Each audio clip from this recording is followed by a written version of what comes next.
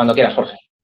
Vale, bueno, pues muchísimas gracias, Eloy, y bueno, gracias a la asociación por invitarnos y, bueno, de alguna manera por contar con nosotros para aprovechar, digamos, estos espacios para narrar o contar las distintas actividades que nosotros hacemos, ¿no? Porque de alguna manera estamos muy acostumbrados, ¿no?, a retroalimentarnos entre nosotros mismos, pero siempre es muy positivo, digamos, recibir el feedback a partir, digamos, de cómo interpretan nuestro trabajo otras personas, ¿no? Vosotros encima sois expertos sobre patrimonio cultural y seguramente nos podéis aportar muchísimas cuestiones a la hora de cómo poder potencializar o potenciar, digamos, el trabajo de investigación que hacemos en torno a los sitios reales.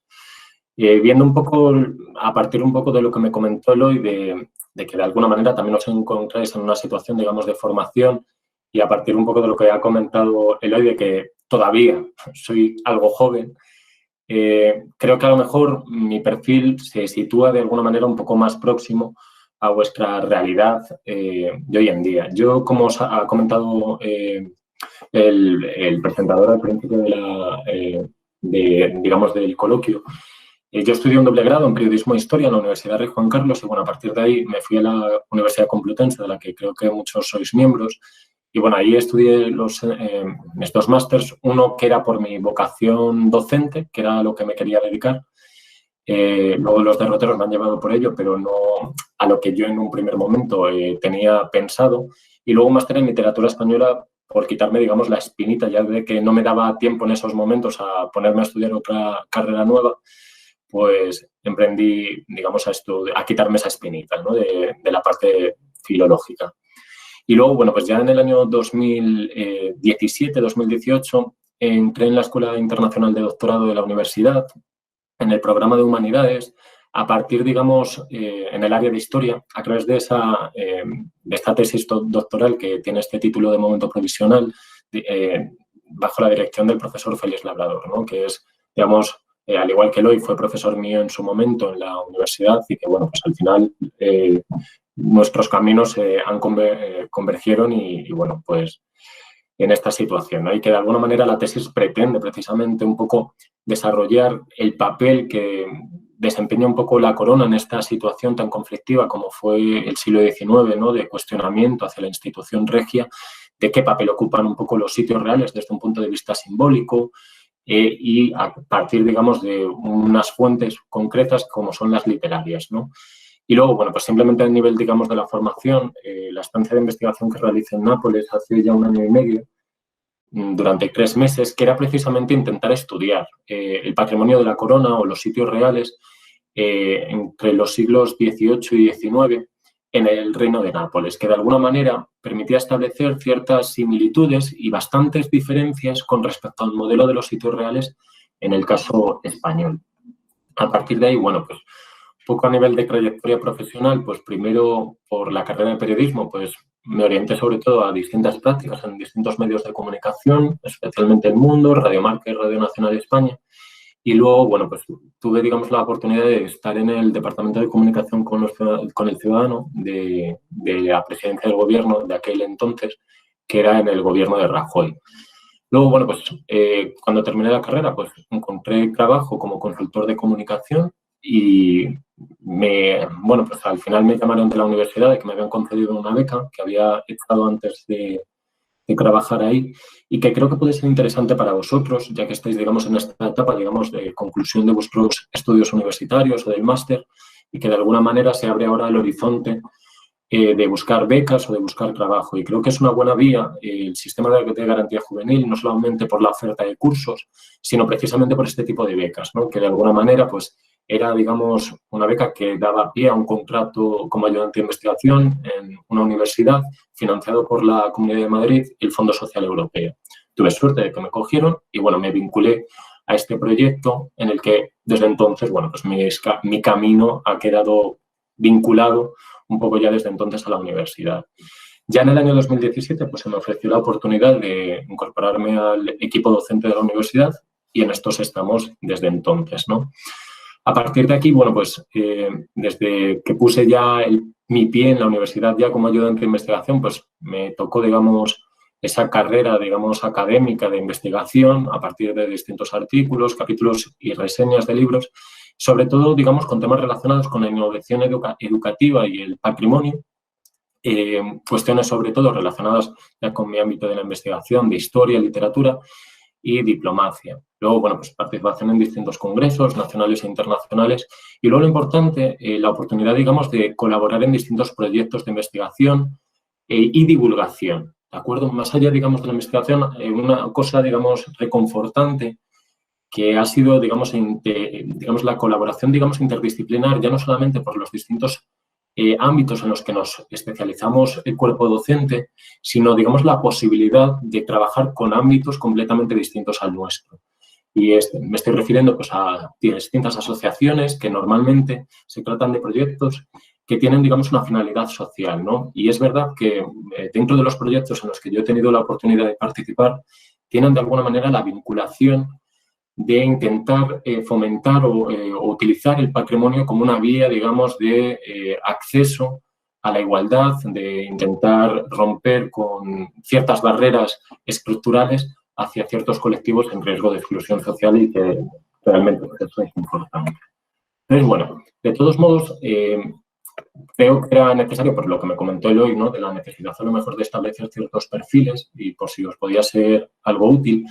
Pero, bueno, la finalidad un poco de mi intervención es hablar de uno de los productos que más trabajo nos llevó en su momento, pero del que honestamente me siento muy orgulloso, porque es verdad que el formar parte desde el minuto uno y ver un poco el proceso de cómo ha ido, cómo fue el proceso hasta llegar al resultado final, pues la verdad que es bastante agradable. Antes de nada, bueno, es un MOOC, ¿de acuerdo? Me imagino que todos tenéis en cuenta lo que es, porque de alguna manera en los últimos años, pues es verdad que nos encontramos, ¿no?, con una auténtica revolución dentro del mundo académico, pero que es verdad que nos indica que esto no es una simple moda. Es verdad que en líneas generales los MOOC no son más, digamos, que la evolución del e-learning, de la educación abierta, de los recursos educativos en abierto, a partir, digamos, del uso continuo que se hace de las TIC, ¿no?, del Internet y de la web 2.0. Entonces, a partir de ahí es cuando debemos valorar el desarrollo de los MOOC. Teniendo en cuenta, digamos, sus siglas en inglés, estos se definen como cursos masivos en línea. Entonces, ahí sí que nos encontramos con una serie de características, siguiendo un poco a estos autores de Castaño y Cavero, en los que nos encontramos ciertas características importantes de los MOOC, ¿no? Por un lado, que se tratan de recursos educativos que de alguna manera se asemejan a un aula, que se establece, digamos, que tienen una temporalidad fija, que no quedan, digamos, abiertos, que tienen unos mecanismos de evaluación, que no simplemente estaríamos hablando de unos recursos educativos en abierto, sino que se persigue, digamos, un proceso de construcción guiada, de aprendizaje guiado, que evidentemente son online, que tienen un componente o que son de uso gratuito, que no se establecen unos criterios de admisión que incapacite, digamos, el incorporarse a esos cursos y luego que se establece, digamos, una participación interactiva, en principio a gran escala. Luego, evidentemente, nos podemos encontrar que existen, digamos, ciertas discrepancias, un cierto cuestionamiento hacia este tipo de MOOCs, porque es verdad que nos encontramos con que no todo es positivo, sino que hay una serie, digamos, de desventajas, como podría ser, digamos, que es verdad que a veces hay un uso de ciertas metodologías aún ancladas en lo tradicional, que básicamente se exportan a estos, digamos, cursos revolucionarios. Luego, evidentemente, pues, digamos, la estandarización de los conocimientos que, bueno, implica una falta de personalidad a la hora, digamos, de distribuir o de divulgar esos contenidos y que en muchas ocasiones, pese a, digamos, esa interacción, caemos muchas veces en la unidireccionalidad. Eso explica, por ejemplo, que, entre otras muchas razones, seguramente, que a nivel general y a partir de los estudios que han desarrollado algunos investigadores, nos encontremos que la tasa de abandono de los MOOCs suele ser muy elevada, se suele situar en torno al 90%. Es decir, nos encontramos que como es gratuito, hay un fácil acceso, pero sin embargo el compromiso se va diluyendo a medida que avanza el curso hasta finalmente la realización final, ¿no? Esto, de todos modos, veremos que es a nivel general y luego, en nuestro caso particular, yo tengo que decir que hay que estar bastante conformes porque no nos encontramos, ¿no?, con esas tasas de abandono escolar. Entonces, bueno, hoy en día nos encontramos con una gran oferta educativa relacionado con los MOOCs, que implica multitud de plataformas diferentes donde se ofertan este tipo de cursos, esta Coursera, Meriadax, edX, que de alguna manera tienen un sustento y un apoyo de financiación privada, en el que evidentemente las empresas sí apuestan por ellos porque ven la posibilidad, digamos, de rendimiento económico. Y es curioso que dentro de esta estrategia hayan sido las propias universidades las que también han intentado incorporar estos nuevos modelos educativos bajo esa filosofía del conocimiento abierto, bajo ese, digamos, eslogan, ¿no?, del Open University, que de alguna manera obedece a un interés de las universidades, al menos en principio, de adaptarse a las nuevas necesidades y a las demandas de nuevos perfiles de alumnos. En este caso, así lo hizo, por ejemplo, nuestra universidad, la Universidad Rey Juan Carlos, que en el año 2015 elaboró, digamos, esta plataforma URJCX como una plataforma dedicada exclusivamente a la realización de cursos en línea, de los MOOC. Ya años atrás, pues tenía, digamos, una plataforma a través de ciertas colaboraciones, que es lo que os ha comentado antes Eloy, con ese curso, ¿no?, de cómo elaborar un texto académico, con otras plataformas como era Meriadax, ¿no? Pero bueno, en el año 2015 se decidió apostar de manera determinada, de manera decisiva, por este tipo de cursos. En este sentido, sí que, más que nada, porque como aquí no están representados, sí que creo que es importante, ya que yo represento al equipo docente, que de alguna manera sí que explique todo el equipo que hay detrás de URJCX que ha hecho posible, digamos, la realización del MOOC en cuestión que yo os vengo a presentar e informar. Entonces, bueno, en primer lugar, pues, más que nada porque se tratan, digamos, de eslabones de la cadena que tienen un papel fundamental con los que, evidentemente, nosotros hemos trabajado de tú a tú y, sobre todo, bueno, pues me estoy refiriendo más allá de la dirección académica, ¿no?, que estaríamos hablando, que es la que lleva a cabo un poco la asignación y la gestión de los recursos o la coordinación dentro, digamos, de la producción del departamento, del Centro de Innovación de Educación Digital. Nosotros, sobre todo, empezamos a entrar en contacto y a trabajar con el equipo de Entornos y Learning, que es básicamente los que desarrollan las labores de investigación, de innovación y desarrollo. Nosotros, y en este caso, fundamentalmente Eloy y Félix Labrador, que son los directores del curso, presentaron, digamos, su propuesta en el año en torno a 2017, que fue cuando comenzamos, finales del 2016, principios del 2017. Básicamente ya nos encontrábamos que había una oferta educativa por parte del MOOC, pero casualmente, y digo casualmente porque no deja de ser paradójico, no había ningún curso relacionado con las humanidades ni las artes. Entonces nos encontramos que fue nuestra propuesta, se adecuó un poco a un vacío de contenidos y un vacío a la oferta que de alguna manera necesitaba un poco reinventarse.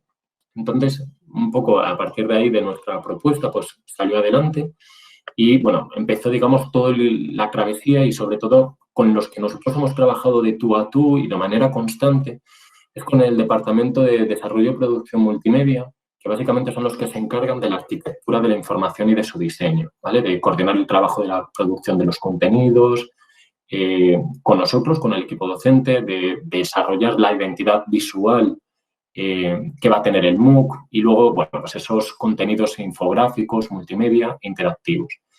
Y luego, por otro lado, la UPCA, la Unidad de Producción de Contenidos Académicos, que básicamente se encargó, fundamentalmente se encargó de la elaboración de los materiales audiovisuales, ¿de acuerdo? En todos sus sentidos, tanto las videoclases, los reportajes, las entrevistas, los materiales ficcionales o animados, etcétera. Y luego un departamento que no aparece aquí, pero que también es importante, que era el equipo de innovación y difusión, que de alguna manera se encargaba de establecer la política o el plan de comunicación para tratar, digamos, de vender nuestro MOOC y conseguir llegar a las, bueno, pues al mayor número de personas. Entonces, bueno, el resultado final fue el MOOC, los sitios reales como recurso profesional. Y si voy a poner simplemente el vídeo a modo de, digamos, de fondo o simplemente la visualización. Y bueno, fue un MOOC que después de 2 años de trabajo, y ahora explicaré cómo fue el proceso de elaboración, se publicó o se defendió en el año 2018. Desde entonces llevamos 5 ediciones.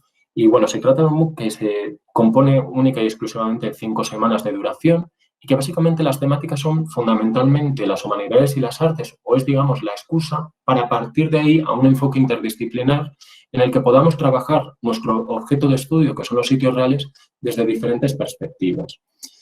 Se trata de un curso completamente gratuito, salvo el certificado oficial, ¿de acuerdo? Que simplemente es para, digamos, la validez o la acreditación del curso. Evidentemente, esto es con miras a, digamos, la validez por parte de un currículum, etcétera. ¿Vale? El coste es mínimo, que es de unos 25 euros. Y bueno, básicamente el MOOC se pudo realizar a partir de la financiación del proyecto La herencia de los reales sitios.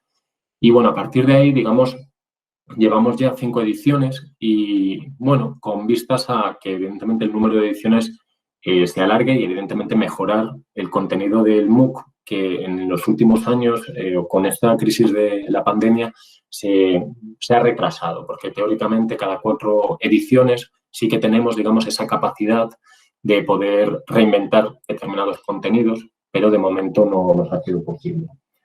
Aquí nos encontramos con todo el equipo docente. En la primera fila veis alguna persona que ya ponéis cara, como es Eloy, Félix, Hayes, Isabel Pascual y yo, que digamos que seríamos el plantel de profesores relacionados con el ámbito histórico y de la historia del arte.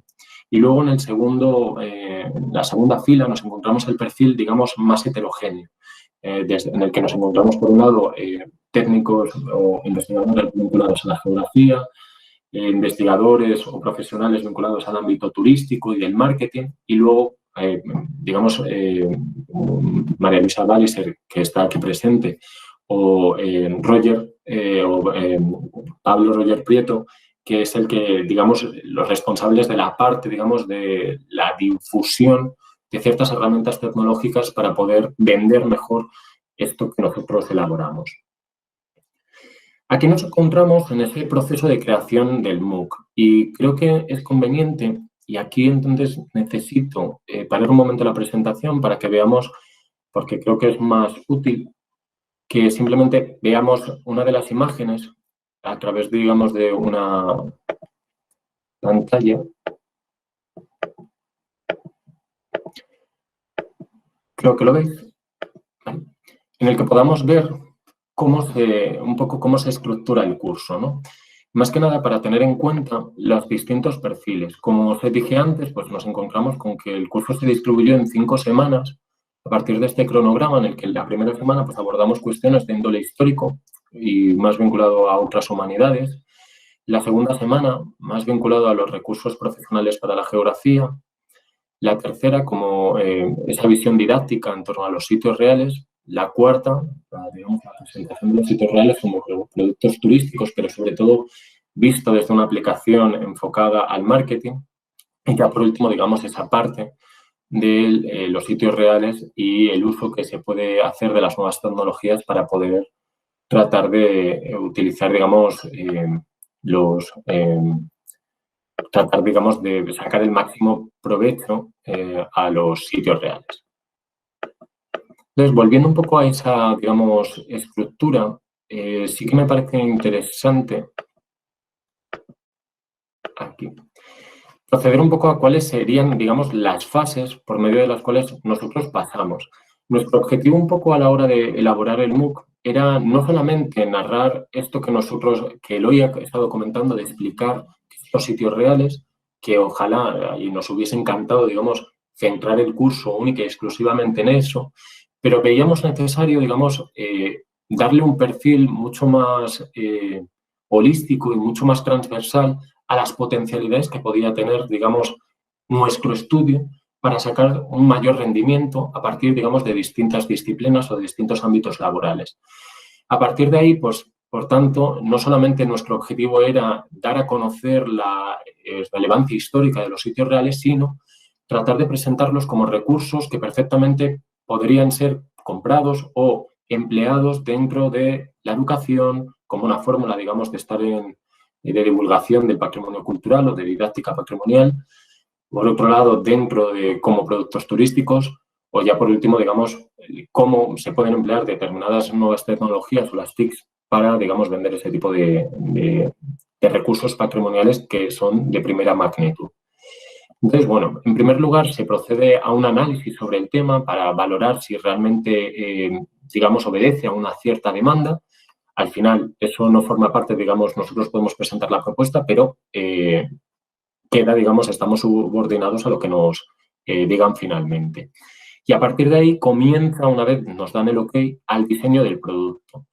En primer lugar, pues en la fase del diseño del producto, pues es tratar de orientar a qué público puede estar dirigido el curso. Viendo, digamos, los distintos módulos en los que se divide el curso, evidentemente nosotros lo planteamos con una finalidad no solamente de orientarlo hacia un target de historiadores o historiadores del arte, sino estudiantes, sobre todo, de esas ramas, digamos, científicas o humanísticas, pero sino también a profesionales vinculados al patrimonio cultural, que es lo que nos hemos encontrado, sobre todo, que mayoritariamente son nuestros alumnos, o desde expertos en arquitectura, diseño, expertos en marketing y, por tanto, con un perfil, digamos, del alumnado bastante diverso.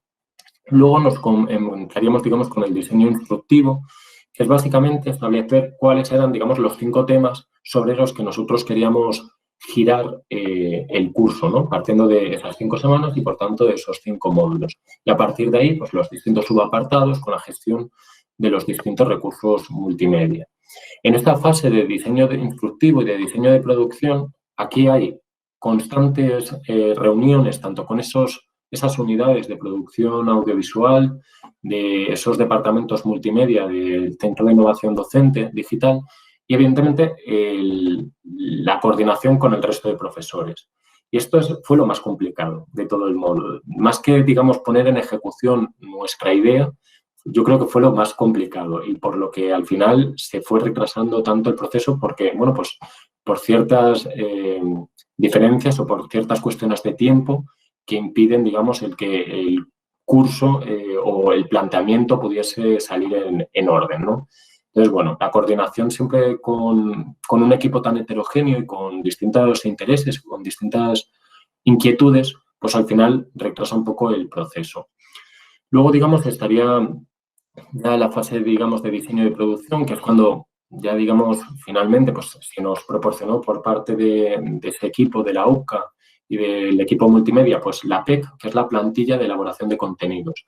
Y es de alguna manera el planteamiento que nosotros teníamos desde nuestro punto de vista docente, como historiadores, como geógrafos, como expertos en marketing, expertos en TICs, de cómo realmente se puede poner en ejecución nuestra idea, ¿de acuerdo? Entonces, de alguna manera, pues es rebajarnos en muchas ocasiones pues las expectativas que nosotros teníamos planteadas y en otras ocasiones darle la vuelta para vender mejor nuestras ideas. Y la verdad es que el resultado, de alguna manera, fue bastante interesante.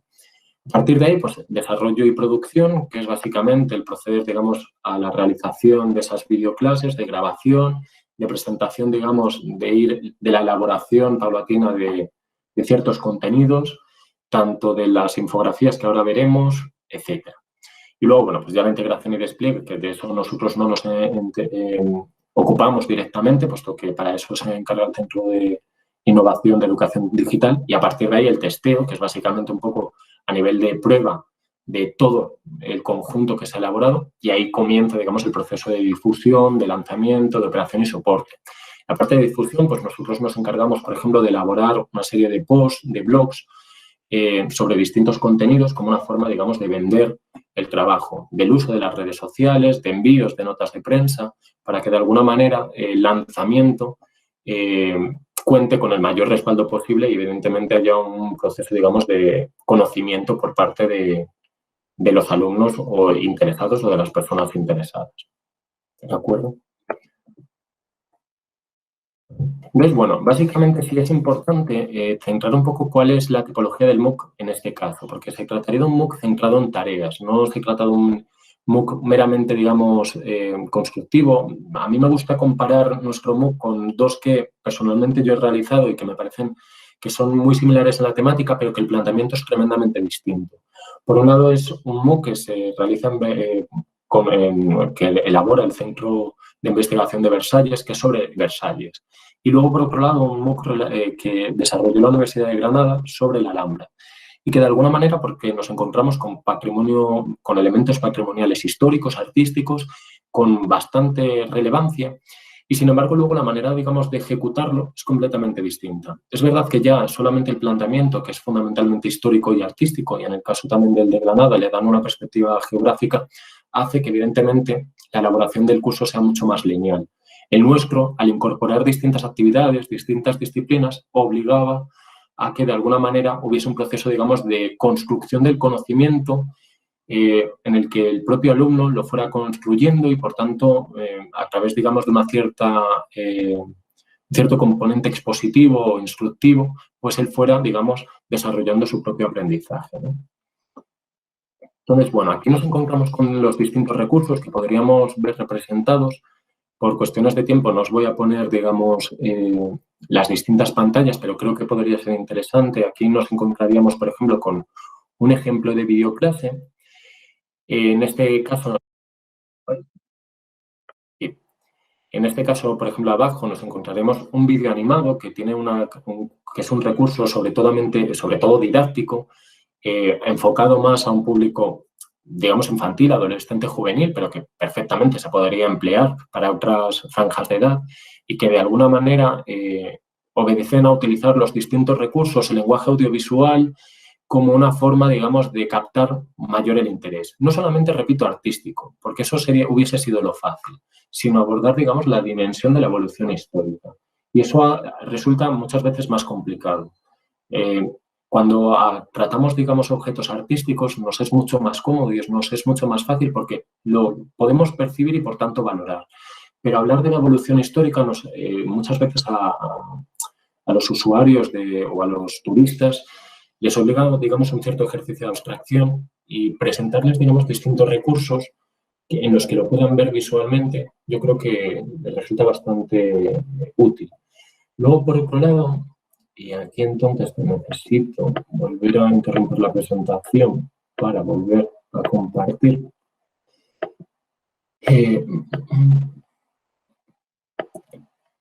Creo que veis, ¿no?, la presentación, digamos, de ese motion graphic, que es la constelación de los sitios reales, ¿no? Si ¿lo veis?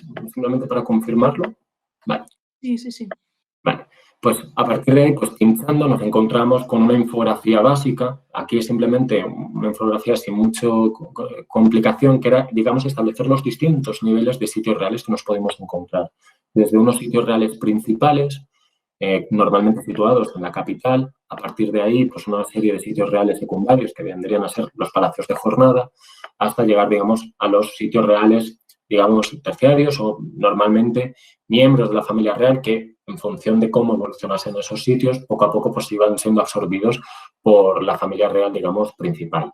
Otros recursos pues fueron los propios mapas interactivos, de los que luego Soraya creo que os hablaré de manera mucho más detenida, en este caso pues el de Madrid, ¿no?, partiendo, digamos, de los sitios reales principales, que son sobre todo los que están en torno a Madrid, pero bueno, pues también una serie, digamos, de conjunto de sitios reales menores. De todos modos, esto es algo que nosotros hemos ido mejorando a partir de distintas elaboraciones y de distintos recursos que luego creo que Eloy os va a enseñar a través, digamos, de otras iniciativas que ha llevado a cabo una miembro del grupo Cinter. Otros recursos que nos podríamos encontrar dentro del MOOC es perfectamente, por ejemplo, entrevistas, reportajes audiovisuales. De acuerdo, aquí, por ejemplo, veis simplemente el desarrollo a través de una cámara de un dron de cómo se encuentra actualmente el Real Sitio de la Isabela, ¿no? Y en el vídeo de abajo, pues también los recursos vinculados a la realidad virtual del mismo espacio, en este caso de la Isabela, en el que, bueno, de alguna manera procedemos a esa reconstrucción de estos espacios que actualmente no existen, como podemos ver en la imagen de arriba, y que nos ayuda de alguna manera a concretar y a explicar muy bien cómo eran estos espacios que a día de hoy han desaparecido. Personalmente, para mí esto es una gozada, porque incluso con otros espacios que podríamos contemplar y que hemos estado trabajando, nos da pie a poder hablar de aquel patrimonio que de alguna manera ha muerto, ¿no? Y que hoy en día pues, no se le presta suficiente atención, como podemos ver en el caso de la Isabela, que está prácticamente en ruinas, ¿no? Y luego, bueno, pues evidentemente recursos de realidad aumentada, que, bueno, pues es, digamos, una de las grandes apuestas a partir, digamos, del trabajo de Luisa Balicer. Entonces, bueno, finalmente, simplemente para que, a modo, digamos, de conclusión del MOOC, que tengáis en cuenta un poco que en las 5 ediciones que llevamos tenemos más de 1000 alumnos.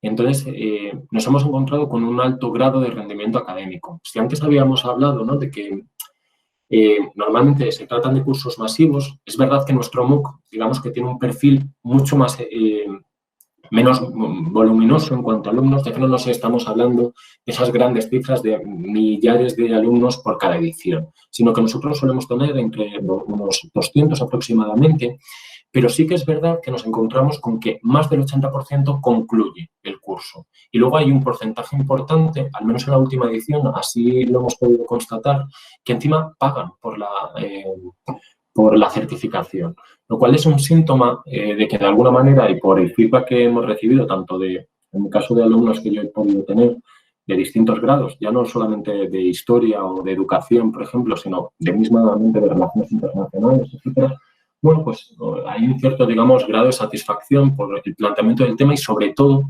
por los recursos que nosotros presentamos, que de alguna manera son recursos que luego se pueden exportar en el día a día. Sobre todo muchos de los alumnos que nosotros hemos tenido en el curso son guías de patrimonio nacional.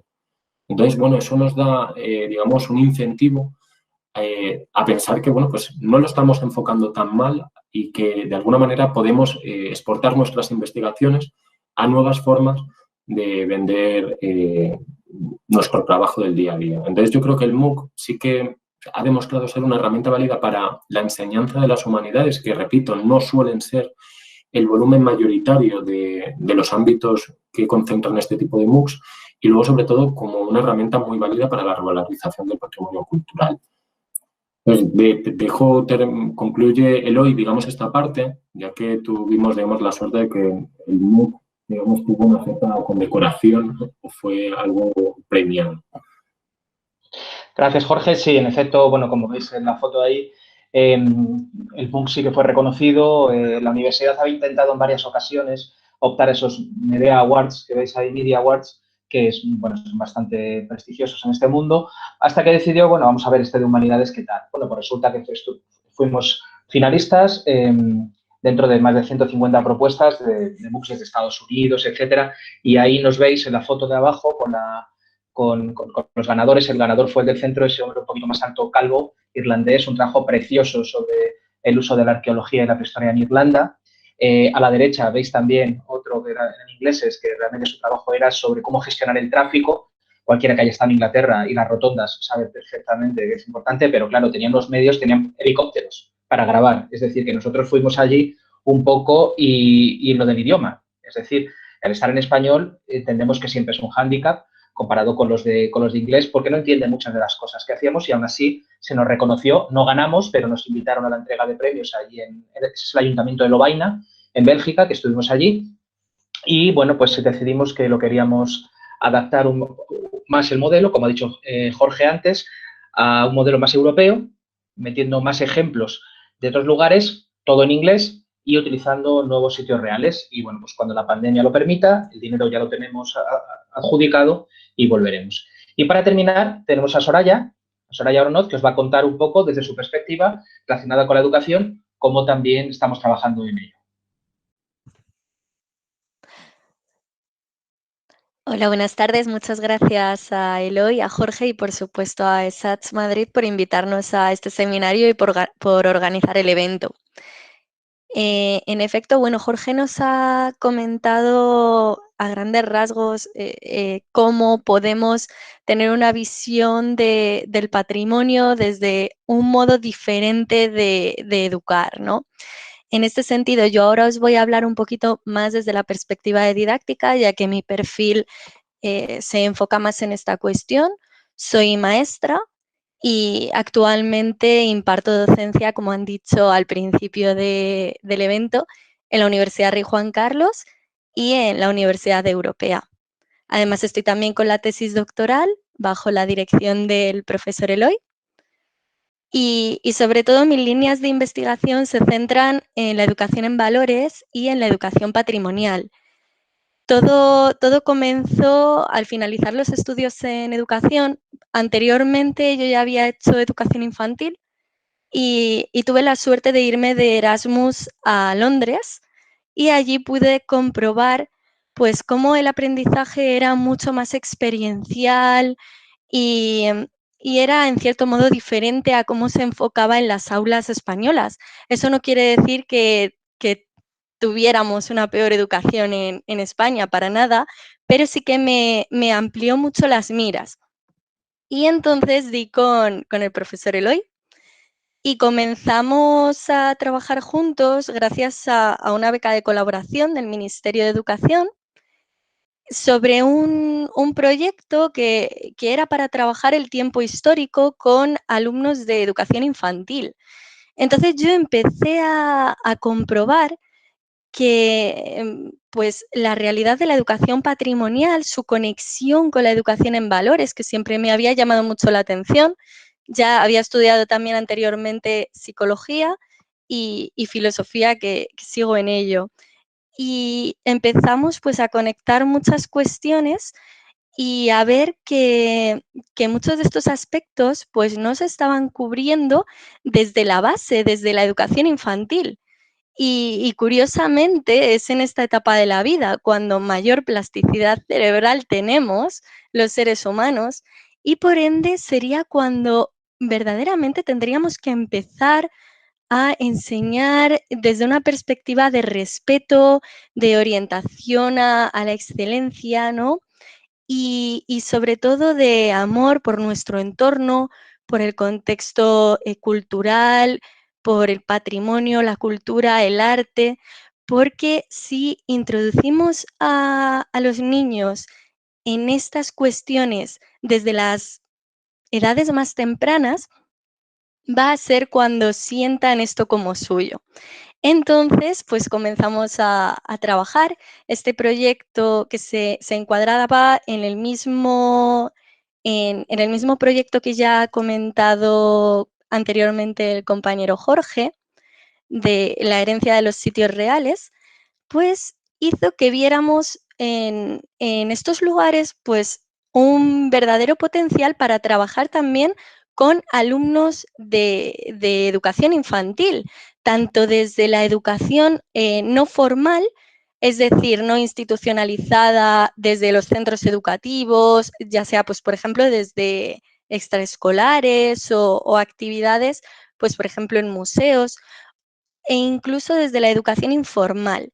Por eso desde el grupo, la educación informal implica pues la educación en el contexto familiar, medios de comunicación, ampliar un poquito toda esta cuestión que nos refería Eloy, que nos decía, es que a veces vamos a un museo y los asistentes se aburren, pues imaginad lo que les ocurre a los niños, a las niñas, cuando realmente no se conecta con ellos.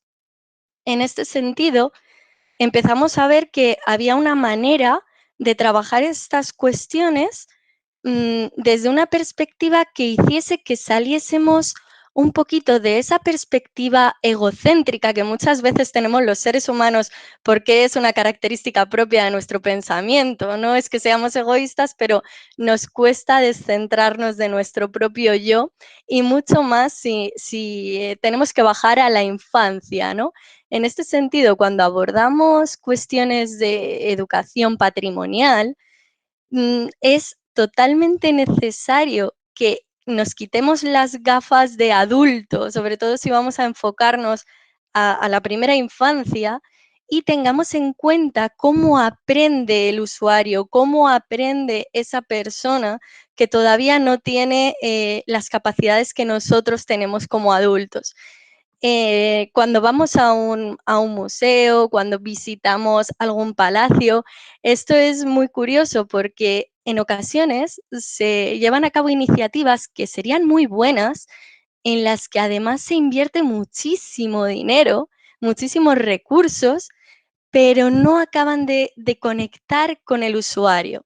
Simplemente a lo mejor vemos una exposición que es preciosa, está muy bien pensada, pero llegas y no han tenido en cuenta la altura de los niños.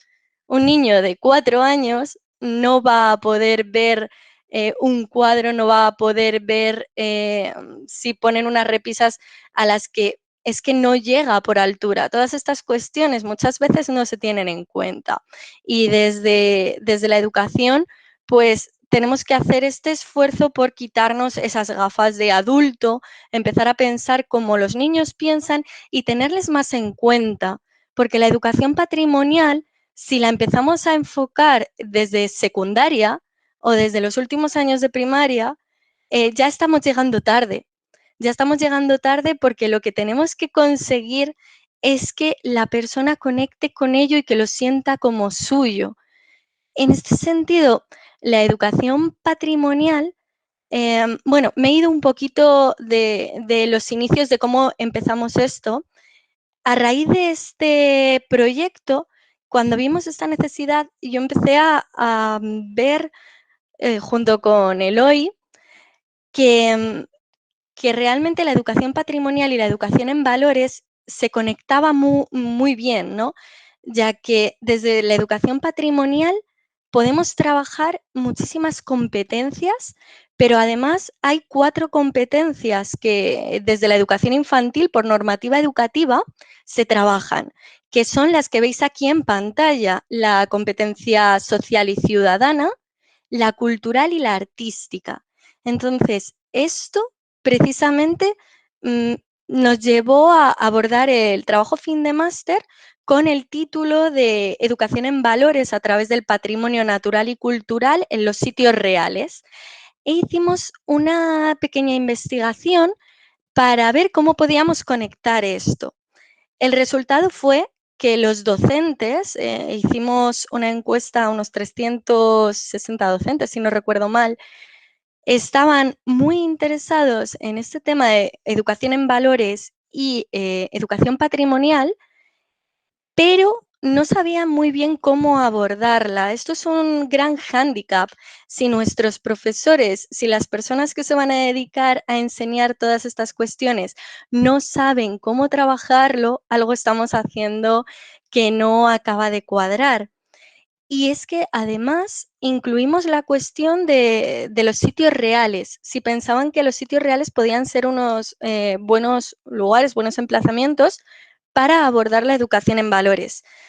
Primeramente, como resultado, tuvimos que no sabían, muchos de ellos no sabían a qué nos referíamos con sitios reales. Esto ya nos daba una pista. Una vez que ya les decíamos en qué consistía, que aquí podíamos ya no solo trabajar elementos patrimoniales, sino culturales, naturales, y que, por supuesto, pues para trabajar con los niños hay una cuestión que ya de Crowley, un gran pedagogo, denominaba centros de interés.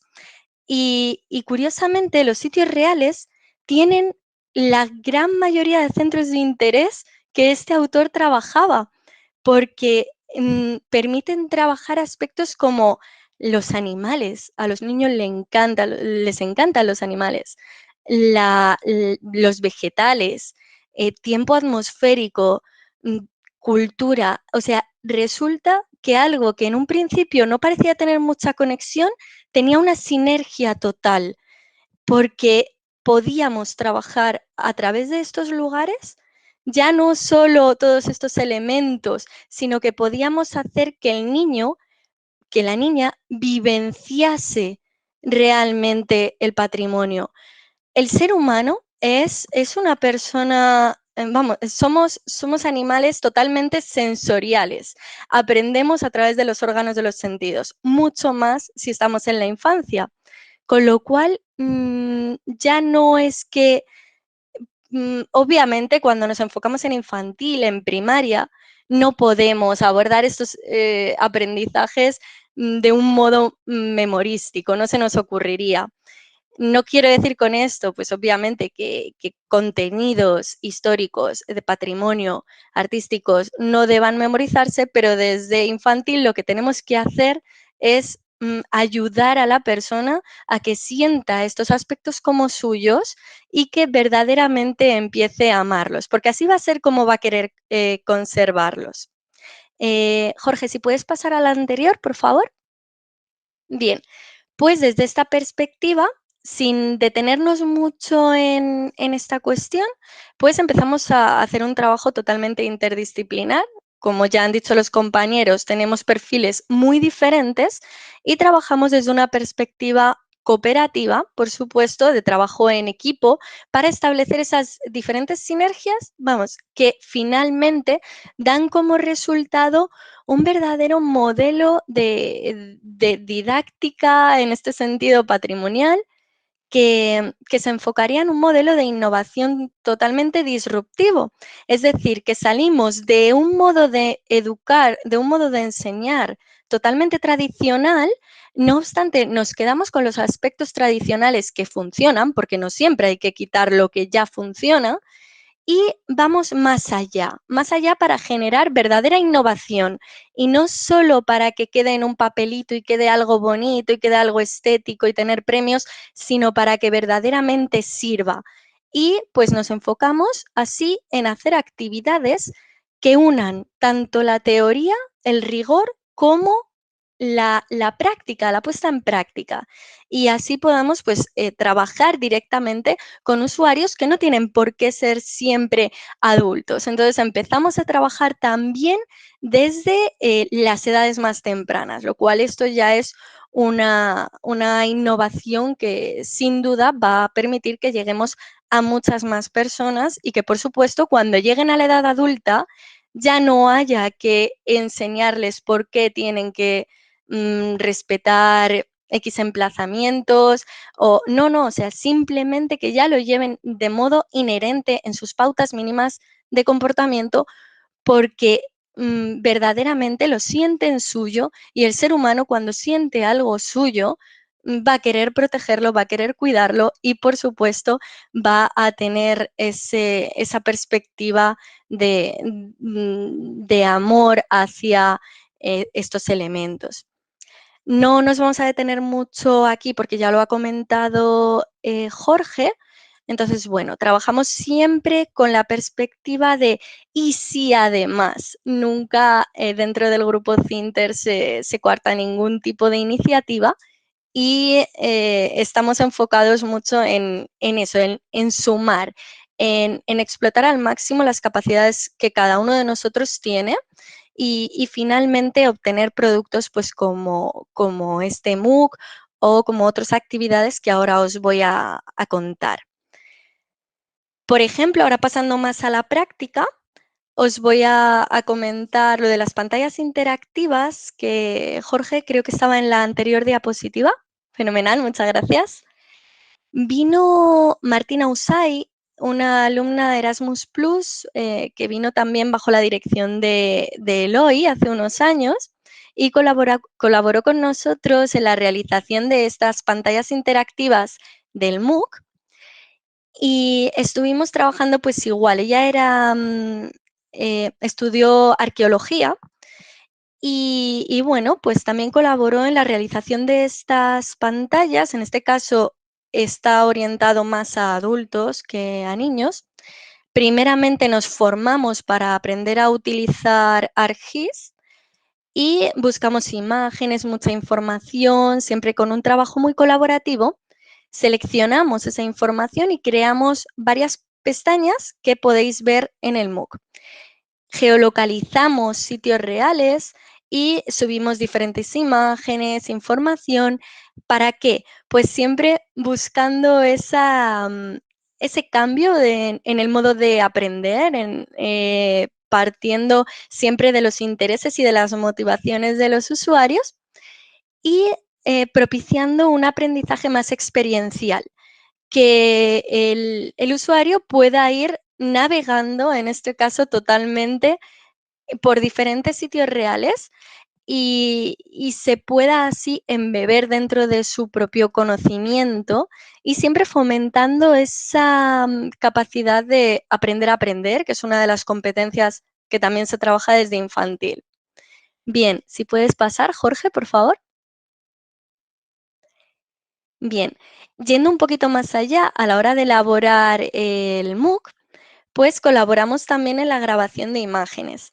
fuimos con la unidad de producción de contenidos académicos a sitios como Río Frío, fuimos también a la Real Fábrica de la Moneda de Segovia, escogimos los planos que viendo, una vez más poniéndonos en el lugar del que va a aprender y así tratar de enfocarnos en un aprendizaje verdaderamente significativo, es decir, que se centre en las necesidades reales del que va a aprender, que fomente esa conexión con la realidad y, por supuesto, que motive, que emocione, porque desde la emoción se genera el aprendizaje. No podemos seguir con un modelo de aprendizaje basado simplemente en clases magistrales o en estos aspectos que, en cierto modo, ya no conectan con la generación actual.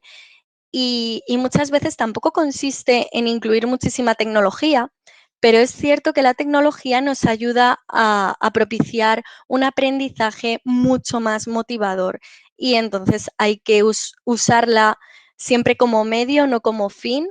Bueno, al final los resultados son maravillosos y trabajar en un grupo como Cinter va mucho más allá de extraer un mero producto y es algo verdaderamente apasionante. Pasamos a la siguiente diapositiva. Gracias, Jorge. Aquí vemos algunas imágenes de actividades de educación patrimonial que hemos llevado a cabo con niños y con niñas desde, bueno, hemos tenido desde 3 añitos. Muchas veces pensamos que los niños no están capacitados para aprender determinadas cuestiones y sin duda esto es una visión que una vez más parte de un sesgo muy egocéntrico de los adultos.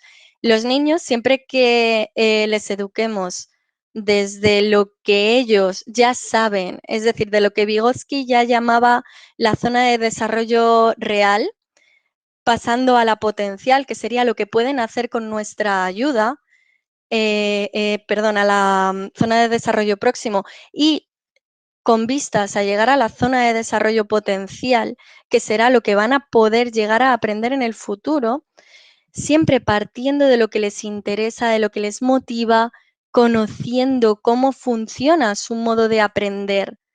Eso son todo como recetas que finalmente, si lo hacemos bien, van a concluir, en este caso, en una educación patrimonial que verdaderamente tenga sentido y que verdaderamente lleve a los niños a adquirir unas competencias, las que hablábamos anteriormente de competencia social, ciudadana, artística, cultural, bueno, que al final les lleve a adaptarse correctamente en su entorno y a disfrutar de su patrimonio. Y por supuesto, siempre que hay un disfrute, que hay un respeto, que está esa pasión, si la levantamos desde las edades más tempranas, la propia persona va a querer conservar su patrimonio. Y esto es totalmente esencial dentro de este tema que nos ocupa.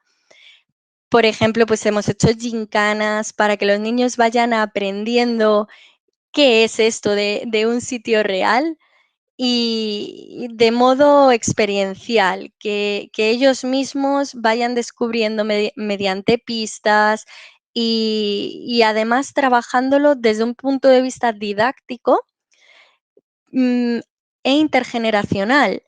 Intentamos que las actividades que hacemos con los más pequeños también en ellas también puedan participar, ya sean sus padres, sus abuelos, todos, o sea, hacer del patrimonio una experiencia en la que además van a compartir emociones positivas con sus seres queridos.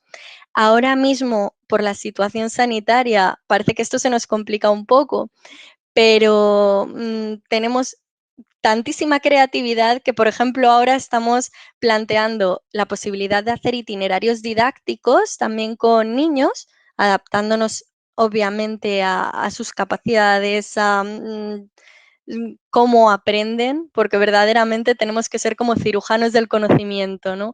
No saber solo de lo que estamos hablando, sino cómo hacer que el que lo va a escuchar, que el que lo va a vivir, lo entienda y lo interiorice adecuadamente. Y estaba por aquí Miguel Ángel Calvo, creo. Estamos también colaborando para poder hacer estas cuestiones en remoto. Ciertamente se pierde un poco esa parte experiencial, pero al final tenemos que innovar, adaptarnos y tratar de hacer todo, pues como dije anteriormente, con la mayor orientación a la excelencia que podamos y siempre con vistas a transmitir ese legado cultural que nos ocupa. También hemos hecho otras iniciativas como actividades en la Semana de la Mujer y la Niña en la Ciencia para, fijaros que al principio pensábamos que iba a ser pues para desmontar mitos de que las mujeres no investigan, que el hombre combata, ¿no? Ese prototipo de investigador. Y cuando llegamos al aula vimos que los niños y que las niñas muchas veces ni siquiera tienen todavía estas ideas.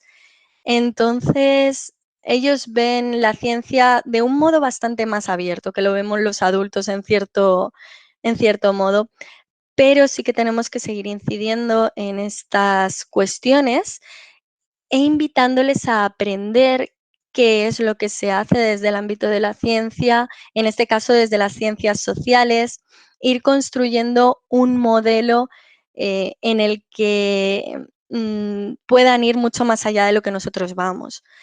También estamos haciendo cuentos, porque a través de los cuentos pues los niños conectan muchísimo con la realidad.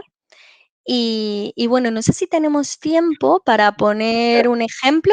Perdona, Soraya, yo creo que no, deberíamos ir acabando porque si no, no nos van a dejar, no les dejamos tiempo para preguntar.